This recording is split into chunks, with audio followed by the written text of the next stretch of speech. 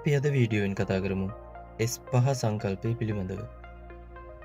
S5 සංකල්පය එහෙමත් නැත්නම් 5S කියලා කියන්නේ කාර්යක්ෂම, ආරක්ෂාකාරී සහ ඵලදායී ලෙස අවකාශයන් සංවිධානය කිරීම සඳහා වන පද්ධතිය. මේක ආරම්භ වුණේ ජපානයේ ලීන් මැනුෆැක්චරින් සහ ටොයෝටා ප්‍රොඩක්ෂන් සිස්ටම් එකෙහි ප්‍රධාන තැනක් මේ 5S වලට ලැබිලා තියෙනවා. 5S කියන නම හැදිලා තියෙන්නේ S අකුරෙන් ආරම්භ වන ජපන් වචන පහකින්. ඒවා තමයි සෙයිරි. එහෙමත් නැත්නම් වර්ග කිරීම. තවත් විදිහකට කිව්වොත් අපේ වැඩ ස්ථානයෙන් අනවශ්‍ය අයිතම ඉවත් කිරීමට අපේ වත්මන් කාර්යයන් සඳහා අවශ්‍ය නැති දේවල් බැහැර කිරීම මෙහිදී සිද්ධ කරනවා. ඊළඟ පියවර තමයි සෙයිතෝන්. ඒ කියන්නේ පිළිවෙලට සැකසීම. අපිට අවශ්‍ය අයිතම් භාවිතා කිරීමට පහසු වන විදිහට සකස් කර ඒවා පැහැදිලිව ලේබල් කිරීම හෝ සලකුණු කිරීම මේ පියවරට අයත් වෙනවා. ඊළඟ පියවර තමයි සෙයිසෝ. එහෙමත් නැත්නම් ෂයින්. මේ පියවරේදී සිද්ධ කරන්නේ ප්‍රමිතීන් සකස් කිරීමට සහ අඩුපාඩු හඳුනා ගැනීමට වැඩබිම සහ උපකරණ නිතිපතා පිරිසිදු කිරීම. ඊට පස්සේ තමයි අපි සෙයිකෙට්සු එවත් ප්‍රමිතිකරණය කියන පියවරට යන්නේ. මේ පියවරේදී මුල් පියවර 3 එහෙමත් නැත්නම් සෙයිරි, සෙයිතෝන් සහ සෙයිසෝ කියන පියවර 3 දිගටම පවත්වාගෙන යාමට සහ පවත්වාගෙන යන බවත් සහතික කිරීම සඳහා අවශ්‍ය ප්‍රමිතීන් සහ ක්‍රියාපිළිවෙත් ස්ථාපනය කිරීම සිදු කරනවා.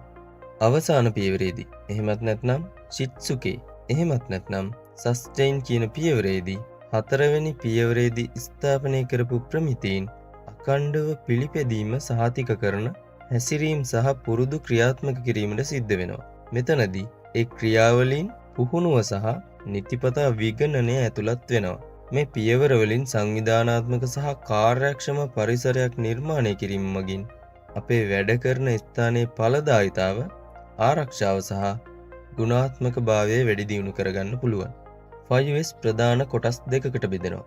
ට්‍රැඩිෂනල් 5S සහ ඇඩ්වාන්ස් 5S විදිහට.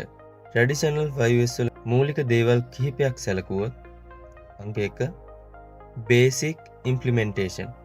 ඒ කියන්නේ මූලික ක්‍රියාත්මක කිරීම. මෙතනදී වැඩ ස්ථානය සංවිධානය කිරීම සහ ප්‍රමිතිකරණය කිරීමේ මූලික පියවර කෙරෙහි අවධානය යොමු කරනවා. එතකොට මූලික ඉලක්කය වෙන්නේ සංවිධානාත්මක, පිරිසිදු සහ කාර්යක්ෂම වැඩ පරිසරයක් නිර්මාණය කිරීම. අංක 2 stand alone approach. එහෙමත් නැත්නම් තනි ප්‍රවේශයන් ක්‍රියාත්මක කිරීම. ට්‍රැඩිෂනල් 5S වලදී පුද්ගල දායකත්වයේ බොහෝ විට සිද්ධ වෙන්නේ තනි ප්‍රවේශයන් විදිහට. එතකොට ඒ පුද්ගලයන් තනි තනිව දායක වෙනවා භෞතික සංවිධානාත්මක බව සහ පිරිසිදු බව වෙනුවෙන්. ඊළඟ එක තමයි ඉනිටියල් ට්‍රේනින් ඇන්ඩ් සෙටප්. ඒ කියන්නේ ආරම්භක පුහුණුව සහ සැකසුම. සාමාන්‍යයෙන් 5S මූලධර්ම පිළිබඳව සේවකයන් දැනුවත් කිරීම සඳහා මූලික පුහුණු සැසි සහ වැඩමුළු පවත්වනවා. ඊට පසුව තමයි ඒ ස්ථාපනය කරපු ප්‍රමිතීන් පවත්වා ගැනීමට අවධානය යොමු කරන්නේ. ඇඩ්වාන්ස් 5S වල මූලික ලක්ෂණ සලකලා බැලුවොත් පළවෙනි එක තමයි continuous improvement. එහෙමත් නැත්නම් කයිසන්. ඒ කියන්නේ අඛණ්ඩ වැඩි දියුණු කිරීම.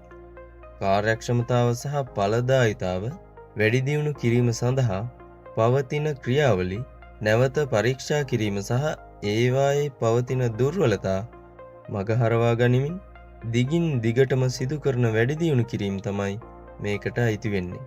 Integration with other lean tools. ඒ කියන්නේ අනෙකුත් lean මෙවලම් සමග ඒකාබද්ධ කිරීම. මෙහිදී සිදු කරන්නේ TPM, Six Sigma, Just in Time වගේ මැනුෆැක්චරින් වලදී භාවිත වෙන අනෙකුත් ක්‍රමවේද සමග ඒකාබද්ධ කිරීම. මේකෙනුත් බලාපොරොත්තු වෙන්නේ පවතින ක්‍රියාවලිය වැඩි දියුණු කිරීම සහ කාර්යක්ෂමතාව ඉහළ නැංවීම සඳහා වඩාත් පරිපූර්ණ ප්‍රවේශයක් නිර්මාණය කර ගැනීම. Cultural shift. එහෙමත් නැත්නම් සංස්කෘතික මාරුව. පවතින ආයතනික සංස්කෘතිය තුළ 5S මූලධර්ම ස්ථාපනය කිරීම තමයි මේකේ මූලික අරමුණ වෙන්නේ. සේවකයන්ගේ හැසිරීම සහ මනෝභාවයන් මේ අකණ්ඩ වැඩි දියුණු කිරීම සහ නාස්තීන් ඉවත් කිරීමේ සංස්කෘතියක් උදෙසා පරිවර්තනය කිරීම තමයි මෙහිදී අරමුණු කරන්නේ. Advanced Technique and Tools උසස් තාක්ෂණික ක්‍රම සහ මෙවලම් වැඩි දියුණු කිරීමවල ප්‍රතිඵල නිරීක්ෂණය කිරීමට සහ ඒවා පවත්වා ගන්න ඩිජිටල් උපකරණ පුවරු දෘශ්‍ය කළමනාකරණ පද්ධති සහ තත්කාලීන දත්ත ලුහුබැඳීමේ ක්‍රමවේදයන් වැනි ශිල්ප ක්‍රම භාවිත කරනවා. ඒ වගේම ගැටලු විසඳීම සහ ක්‍රියාවලි ප්‍රශස්තකරණය සඳහා වඩාත් සංකීර්ණ ක්‍රම භාවිතා කරනවා. Employee Engagement and Empowerment ඒ කියන්නේ සේවකයන් සම්බන්ධ කර ගැනීම සහ සවිබල ගැන්වීම. අකණ්ඩ වැඩි දියුණු කිරීමේ ක්‍රියාවලියට සෑම තරාතිරමකම සේවකයන් සම්බන්ධ කර ගැනීම කෙරෙහි දැඩි අවධානයක් යොමු කරනවා. සේවකයන්ට ඔවුන්ගේ වැඩබිමෙහි වගකීම් දැරීමට සහ ක්‍රියාවලින් සඳහා දායක වීමට දිරිගැන්වීම සිදු කරනවා. මැනේජ්මන්ට් කොමිට්මන්ට් කළමනාකාරීත්ව මැදිහත් වීම. අපි ඉහළ කතා කරපු හැම ක්‍රියාවලියක්ම පවත්වාගෙන යාම සහ ක්‍රියාත්මක කිරීමට කළමනාකාරීත්ව මැදිහත් වීමක් අනිවාර්යයෙන්ම අවශ්‍ය වෙනවා. එතනදී ආයතනික ඉලක්ක සහ දිගුකාලීන සැලසුම් වලට අදාළව උපාය මාර්ග පෙළ ගැස්වීම කළමනාකාරීත්වයේ වගකීමක් වෙනවා. සාරාංශයක් විදිහට ට්‍රැඩිෂනල් 5S ඉලක්ක කරන්නේ පිරිසුදු සහ සංවිධානාත්මක සේවා ස්ථානයක් ගොඩනැගීම සඳහා වන අතර ඇඩ්වාන්ස් 5S පුළුල් සංවිධානාත්මක උපාය මාර්ග සහ ලීන් ක්‍රමවේද සමග ඒකාබද්ධ වන ගතික අකණ්ඩ වැඩි දියුණු කිරීම සහිත පරිසරයක් නිර්මාණය කිරීම සිදු කරනවා. ඉතින් මූලික දේවල් පිළිබඳව සාකච්ඡා කරා. තවත් වීඩියෝ එකකින් හමු වෙමු. සුබ දවසක්.